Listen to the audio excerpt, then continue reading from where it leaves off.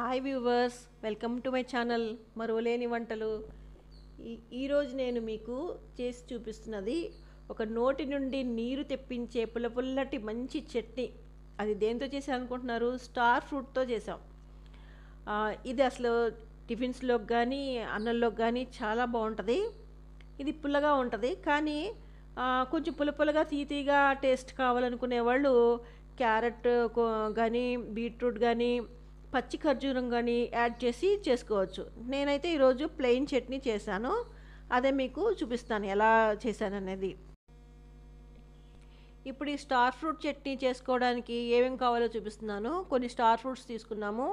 పచ్చిమిర్చి, వెల్లుల్లి, జీలకర్ర, నల్ల మినపప్పు, కొంచెం సాల్ట్ సరిపడా తీసుకున్నాం.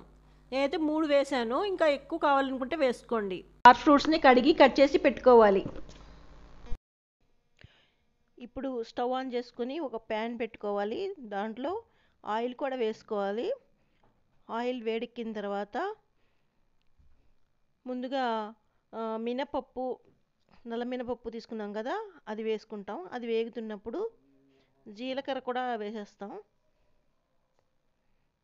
ఇది వేగేటప్పుడు సిమ్లో పెట్టుకోవాలి, లేకపోతే జీలకర్ర అది తొందరగా మాడిపోతుంది. కాబట్టి మొత్తం సిమ్లోనే పెట్టాలి.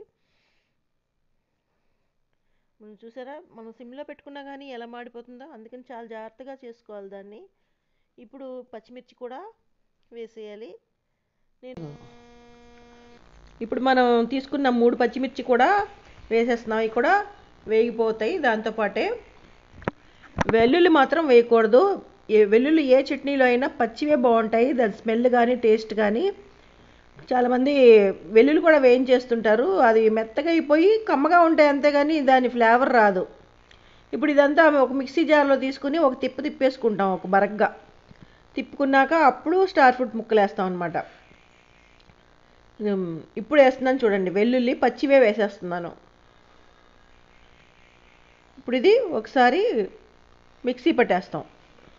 నీళ్ళేం వేయకూడదు, ఉట్టిగా అలాగే ఒకసారి తిప్పేస్తే కొంచెం బరగ్గా ముందు అవుతుంది. అప్పుడు స్టార్ ఫ్రూట్ వేసినప్పుడు బాగా కలుస్తుంది అనమాట.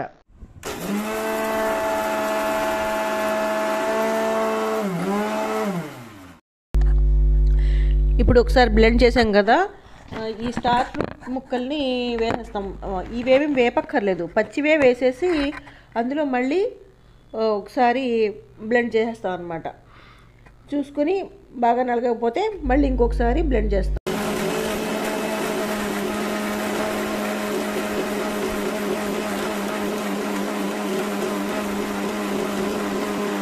సార్లు బ్లెండ్ చేసుకున్నాము, చక్కగా ఫైన్గా అయిపోయింది. చూసారా మన చట్నీ.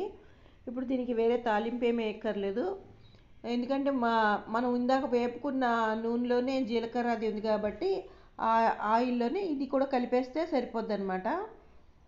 ఈ చట్నీ ముందు తీయగా ఉండాలనుకునే వాళ్ళు క్యారెట్, బీట్ లేకపోతే పచ్చి ఖర్జూరం కలుపుకోవాలని చెప్పాను కదా.